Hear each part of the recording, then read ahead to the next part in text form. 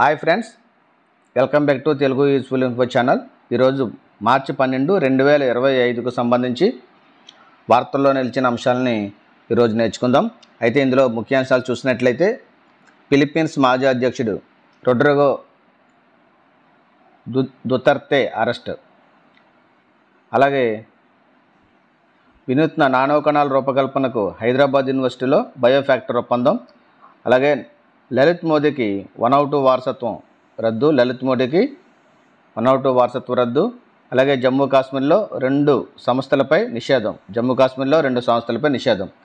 అలాగే the world air quality report 2024 సంబంధించిన report చూద్దాం. అదేవిధంగా శంషాబాద్ విమానాశ్రయానికి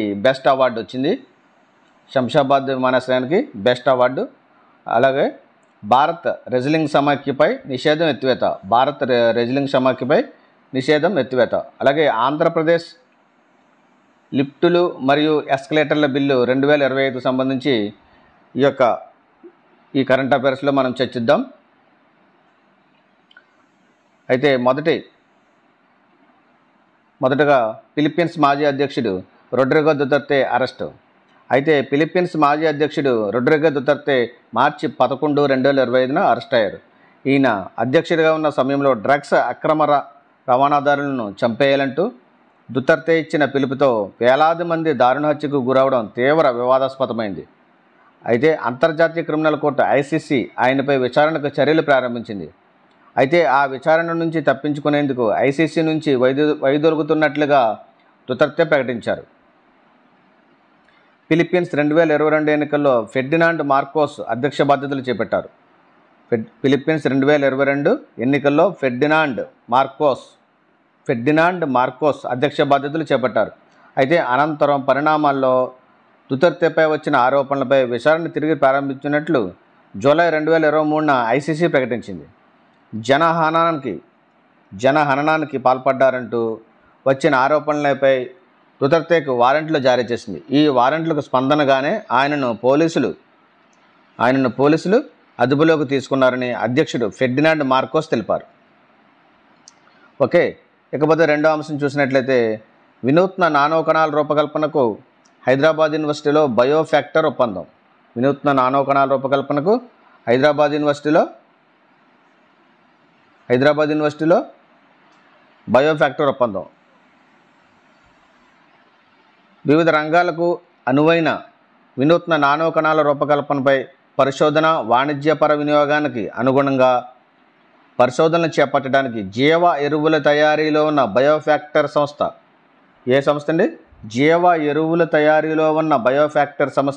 హైదరాబాద్ విశ్వవిద్యాలయంతో ఒప్పందం కుదుర్చుకుంది. జీవ ఎరువుల తయారీలో ఉన్న బయోఫ్యాక్టర్ సంస్థ ఏ విశ్వవిద్యాలయంతో ఒప్పందం కుదుర్చుకుందని అంటే కనుక హైదరాబాద్ విశ్వవిద్యాలయాన్ని మనం గుర్తుంచుకోవాలి. ఇకపోతే దీనిలో భాగంగా పంట ఉత్పాదకత, ఖచ్చిత పోషకాల పంపిణీ, పర్యావరణ అనుకూల నానో పెస్టిసైడ్స్ను మెరుగుపరచడం, అలాగే రసాయనాలపై ఆధారపడడాన్ని తగ్గించడం ఈ భాగస్వామ్యం యొక్క ముఖ్యమైన లక్ష్యం. అయితే ఈ సంయుక్త పరిశోధనల వల్ల తక్కువ ఖర్చుతో అధిక దిగుబడినిచ్చే పరిష్కారాలతో రైతులకు ప్రయోజనం చేకూరుతుంది. ఈ బయోఫ్యాక్టర్ ఒప్పందం వల్ల, ఈ యొక్క పరిశోధనల వల్ల తక్కువ ఖర్చుతో, లో కాస్ట్తో అధిక దిగుబడినిచ్చే పరిష్కారాలతో రైతులకు ప్రయోజనం చేకూరుతుంది. ఇకపోతే తర్వాత అంశం లలిత్ మోడీకి 102 వారసత్వం రద్దు. ఏంటి 102? IPL నిధుల కుంభకోణంలో నిందితుడైన మాజీ చైర్మన్ లలిత్ మోడీకి 102 పౌరసత్వం రద్దయింది. గత 15 సంవత్సరాలుగా ఇతను భారతదేశం నుండి పారిపోయిన వ్యాపారవేత్త. అయితే ఇండియా ప్రీమియర్ లీగ్ స్థాపకుడు IPL లలిత్ మోడీ బ్రిటన్లో ఉంటున్నారు. ఇతను భారతదేశం నుండి పారిపోయిన వ్యాపారవేత్త. ఇండియన్ ప్రీమియర్ లీగ్ స్థాపకుడు ఎవరంటే లలిత్ మోడీ. ఈయన ప్రస్తుతం ఎక్కడ ఉంటున్నారంటే బ్రిటన్. భారత పౌరసత్వాన్ని వదులుకొని 102లో స్థిరపడాలని భావించిన లలిత్ మోడీ ఇటీవల తన పాస్పోర్టును రద్దు చేయాలని లండన్లోని భారత హైకమిషనర్కు దరఖాస్తు చేసుకున్నారు. ఓకే, తర్వాత అంశం చూసినట్లయితే జమ్మూ కాశ్మీర్లో రెండు సంస్థలపై నిషేధం. జమ్మూ కాశ్మీర్లో మీర్వాయిజ్ ఉమర్ ఫరూక్ నాయకత్వంలోని అవామీ యాక్షన్ కమిటీ, షియా నేత గురువు మస్రూర్ అబ్బాస్ అన్సారీ నేతృత్వంలోని జమ్మూ కాశ్మీర్ ఇతిహాదుల్ ముస్లిమీన్ సంస్థలను కేంద్ర ప్రభుత్వం మార్చి 11, 2025న 5 ఏళ్ల పాటు నిషేధిస్తున్నట్లు ప్రకటించింది. ఓకే, ఈ సంస్థలు జాతి వ్యతిరేక చర్యలకు పాల్పడడంతో పాటు తీవ్రవాదానికి మద్దతు తెలపడం, వేర్పాటువాదాన్ని ప్రోత్సహించడం వంటి కార్యకలాపాలకు పాల్పడుతున్నాయని కేంద్ర హోంశాఖ పేర్కొంది. శ్రీనగర్ జామియా మసీదుకు ప్రధాన మతాచార్యుడైన మీర్వాయిజ్ ఉమర్ ఫరూక్ హురియత్ కాన్ఫరెన్స్కు నేతృత్వం వహిస్తున్నాడు. ఈయన ఎవరు? శ్రీనగర్ జామియా మసీదుకు ప్రధాన మతాచార్యుడైన మీర్వాయిజ్ ఉమర్ ఫరూక్ హురియత్ కాన్ఫరెన్స్కు నేతృత్వం వహిస్తున్నాడు. ఇకపోతే తర్వాత అంశం world air quality report 2024. World air quality report 2024 పెరుగుతున్న వాయు కాలుష్యంపై Swiss air quality technology company IQAir the world air quality report 2024ను విడుదల చేసింది. వరల్డ్ ఎయిర్ క్వాలిటీ రిపోర్ట్ 2024ను ఎవరు రిలీజ్ చేశారంటే ఐక్యూ ఎయిర్ అనే కంపెనీ రిలీజ్ చేసింది. ఇది ఏ సంస్థకి ఏ దేశానికి సంబంధించిన టెక్నాలజీ అంటే Swiss air quality technology company అనమాట. 2024 విడుదల చేసింది. ప్రపంచంలో అత్యధిక కాలుష్యం వెలువడే 20 నగరాల్లో 12 భారతదేశంలో ఉన్నాయని ఈ నివేదిక పేర్కొంది. ప్రపంచంలో అత్యధిక కాలుష్యం వెలువడే 20 రంగాల్లో 12 భారతదేశంలో ఉన్నాయని ఈ నివేదిక పేర్కొంది.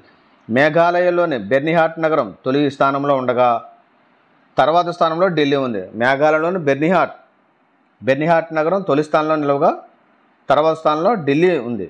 అదేవిధంగా ఈ జాబితాలో పంజాబ్లోని ముల్లాన్పూర్, హర్యానాలోని ఫరీదాబాద్, గురుగ్రామ్, లోని, గ్రేటర్ నోయిడా, ఉత్తరప్రదేశ్లోని ముజఫర్నగర్, గంగానగర్, భివాడి, హనుమాన్గఢ్ ఉన్నాయి. అలాగే ప్రపంచంలో అత్యంత కాలుష్యపూరిత రాజధానిగా ఢిల్లీ తొలి స్థానంలో నిలవగా చాద్లోని ఎన్జమోనా 2వ స్థానం, ఢాకా 3వ స్థానంలో ఉన్నాయి. అలాగే ప్రపంచంలో అత్యంత కాలుష్య దేశంగా చాద్ తొలి స్థానంలో నిలవగా ఆ తర్వాత స్థానంలో Bangladesh, Pakistan, democratic republic of Congo, Bharat ఉన్నాయి. అయితే భారత్ ఏ స్థానంలో నిలిచిందంటే 5వ స్థానం. భారత్ ఏ స్థానంలో నిలిచింది, ఇది జాగ్రత్తగా గుర్తుంచుకోవాలి. భారత్ ఏ స్థానంలో నిలిచిందంటే 5వ స్థానంలో నిలిచింది. ఓకే, ఇకపోతే తర్వాత అంశం శంషాబాద్ విమానాశ్రయానికి బెస్ట్ అవార్డు వచ్చింది. శంషాబాద్ విమానాశ్రయానికి బెస్ట్ అవార్డు వచ్చింది. ఎయిర్పోర్ట్ కౌన్సిల్ ఇంటర్నేషనల్ చేపట్టిన ఎయిర్పోర్ట్ సర్వీస్ క్వాలిటీ సర్వేలో శంషాబాద్ ఎయిర్పోర్టుకు బెస్ట్ ఎయిర్పోర్ట్ అవార్డు లభించింది. అయితే 2024 సంవత్సరానికి గాను 15 నుండి 25 మిలియన్ల ప్రయాణికుల విభాగంలో ఆసియా పసిఫిక్ ప్రాంతంలో బెస్ట్ ఎయిర్పోర్ట్గా శంషాబాద్ ఎయిర్పోర్ట్ నిలిచింది. ఏ సంవత్సరానికి ఇది? 2024 సంవత్సరానికి గాను 15 నుండి 25 మిలియన్ల విభాగంలో ప్రయాణికుల విభాగంలో 15 నుండి 25 మిలియన్ల ప్రయాణికుల విభాగంలో ఆసియా పసిఫిక్ ప్రాంతంలో బెస్ట్ ఎయిర్పోర్ట్గా శంషాబాద్ ఎయిర్పోర్ట్ నిలిచింది. విమానాశ్రయాల పరిమాణం, ప్రాంతం, డెడికేటెడ్ స్టాఫ్, సులభతర ప్రయాణం, సదుపాయాల నాణ్యత తదితర వినోదాత్మక మరియు ఆహ్లాదకర వాతావరణం, పరిశుభ్రత వంటి అంశాల ఆధారంగా ఈ ర్యాంకులను ఇస్తారు. ఈ ర్యాంకులను దేని ఆధారంగా ఇస్తారంటే విమానాశ్రయాల పరిమాణం, అలాగే ఆ విమానాశ్రయం యొక్క ప్రాంతం, డెడికేటెడ్ స్టాఫ్, సులభతర ప్రయాణం, సదుపాయాల నాణ్యత తదితర వినోదాత్మక మరియు ఆహ్లాదకర వాతావరణం, పరిశుభ్రత వంటి అంశాల ఆధారంగా ఈ ర్యాంకులను ఇస్తారు. ఇకపోతే తర్వాత అంశం ఎస్సీ ఉపవర్గాల రిజర్వేషన్ హక్కుల కమిటీ నివేదిక. ఎస్సీ ఉపవర్గాల రిజర్వేషన్ హక్కుల కమిటీ నివేదిక. ఆంధ్రప్రదేశ్ ప్రభుత్వం నియమించిన రిటైర్డ్ ఐఏఎస్ అధికారి రాజీవ్ రంజన్ మిశ్రా అధ్యక్షతన ఉన్న వన్ మ్యాన్ కమిటీ మార్చి 11, 2025న ఆంధ్రప్రదేశ్ ముఖ్య కార్యదర్శి కె విజయానంద్కు సచివాలయంలో నివేదికను సమర్పించారు. ఈ ఎస్సీ ఉపవర్గాల రిజర్వేషన్కు సంబంధించిన కమిటీకి అధ్యక్షత ఎవరు వహించారంటే Rajiv Ranjan Mishra, one man committee అన్నమాట. ఎప్పుడు నివేదిక సమర్పించిందంటే మార్చి 11, 2025న ఆంధ్రప్రదేశ్ చీఫ్ సెక్రటరీ అయిన కె విజయానంద్ గారికి సచివాలయంలో నివేదికను సమర్పించారు. అయితే ఈ కమిటీని రాష్ట్రంలోని వివిధ ఎస్సీ ఉపవర్గాలకు రిజర్వేషన్ హక్కులను సమానంగా పంపిణీ చేయడానికి ఏర్పాటు చేయబడింది. సామాజిక సంక్షేమ శాఖలో జిఓఎంఎస్ నంబర్ 86 ద్వారా నవంబర్ 15, 2024లో ఈ కమిటీ ఏర్పాటైంది. రాజీవ్ రంజన్ మిశ్రా నవంబర్ 27, 2024న బాధ్యతలు స్వీకరించారు. అయితే ఈ కమిటీ ఆంధ్రప్రదేశ్ రాష్ట్రంలోని 13 జిల్లాల పర్యటించి ఆంధ్రప్రదేశ్ రాష్ట్రంలోని 13 జిల్లాలను పర్యటించి సామాజిక వర్గాల ప్రతినిధులు మరియు నిపుణులతో సలహాలు తీసుకుంది. ఈ అధ్యయన ఫలితాలను బట్టి కమిటీ ఎస్సీ రిజర్వేషన్ విధి విధానాన్ని మెరుగుపరచడానికి ప్రత్యేక సిఫార్సులను రూపొందించింది. ఇకపోతే తర్వాత అంశం, భారత రెజ్లింగ్ సమాఖ్యపై నిషేధం ఎత్తివేత. భారత రెజ్లింగ్ సమాఖ్యపై విధించిన సస్పెన్షన్ను కేంద్ర క్రీడా మంత్రిత్వ శాఖ ఎత్తివేసింది. పాలనా విధానపరమైన నిర్వహణ లోపాల కారణంగా డిసెంబర్ 24, 2023న సస్పెండ్ చేసింది. ఎప్పుడు సస్పెండ్ చేసిందంటే డిసెంబర్ 24, 2023న సస్పెండ్ చేసింది. డిసెంబర్ 21, 2023న బ్రిజ్భూషణ్ శరణ్ సింగ్ అనుచరుడు సంజయ్ సింగ్ అధ్యక్షుడిగా WFI కొత్త కార్యవర్గం ఏర్పాటైంది. బ్రిజ్భూషణ్ ఇంటి నుంచే కొత్త కార్యవర్గం వ్యవహారాలు చేపడుతున్నారన్న ఆరోపణల నేపథ్యంలో రెజ్లింగ్ సమాఖ్యపై క్రీడల సమాఖ్య సస్పెన్షన్ విధించింది. ఇకపోతే తర్వాత అంశం,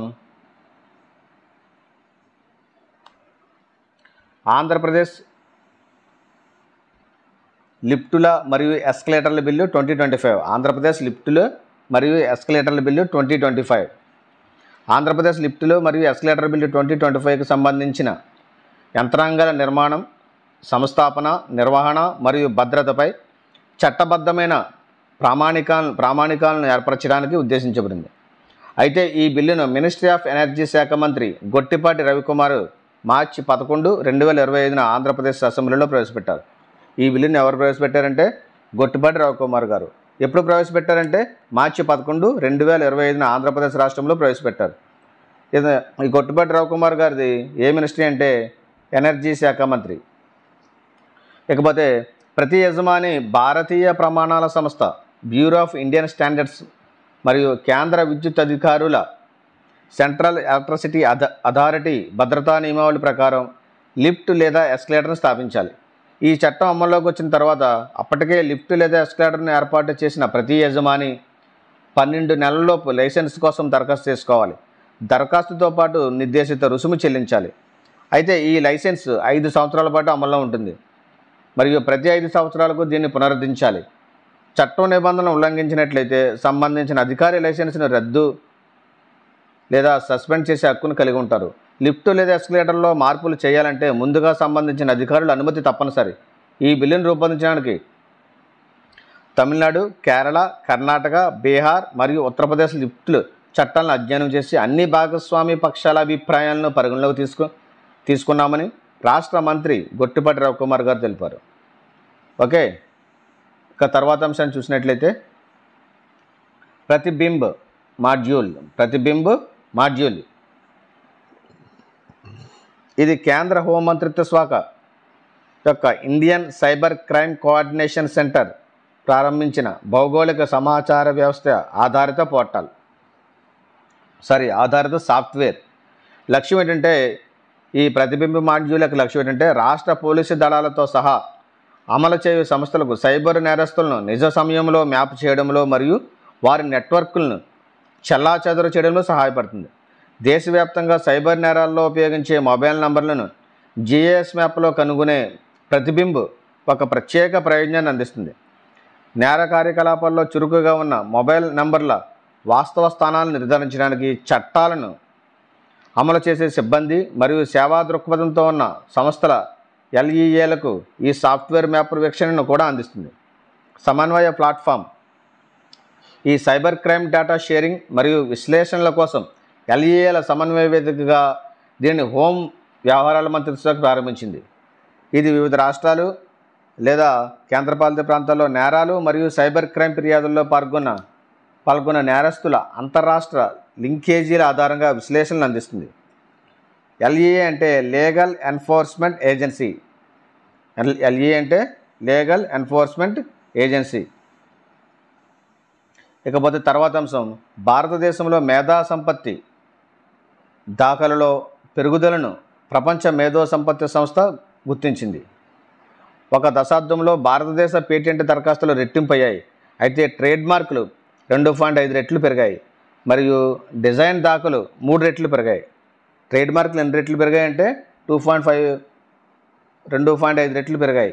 డిజైన్లు దాఖలు 3 రెట్లు పెరిగాయి. డిజైన్ దాఖలు అంటే 3 రెట్లు పెరిగాయి. IPR రకాలు.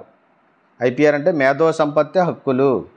పేటెంట్ అనగా ఇది పరిమిత కాలానికి సాధారణంగా 20 సంవత్సరాలకు ఏదైనా ఆవిష్కరణలకు మంజూరు చేయబడే ప్రత్యేక హక్కు.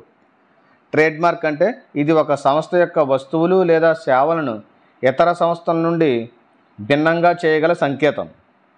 పారిశ్రామిక డిజైన్ అనగా ఇది ఒక ఉత్పత్తి యొక్క సౌందర్య లేదా అలంకారాంశాన్ని పరిగణలోకి తీసుకుంటుంది. భౌగోళిక సూచి అనగా నిర్దిష్ట భౌగోళిక ప్రదేశం ఆధారంగా నిర్దిష్ట భౌగోళిక ప్రదేశం కారణంగా పేరును లేదా ఖ్యాతిని కలిగి ఉన్న ఉత్పత్తులపై ఉపయోగించే సంకేతం. ఇక కాపీరైట్ అనగా సృష్టికర్తలు వారి సాహిత్య, కళాత్మక మరియు శాస్త్రీయ రచనల్లో కలిగి ఉన్న హక్కులు. ఓకే, ఇక తర్వాత అంశాన్ని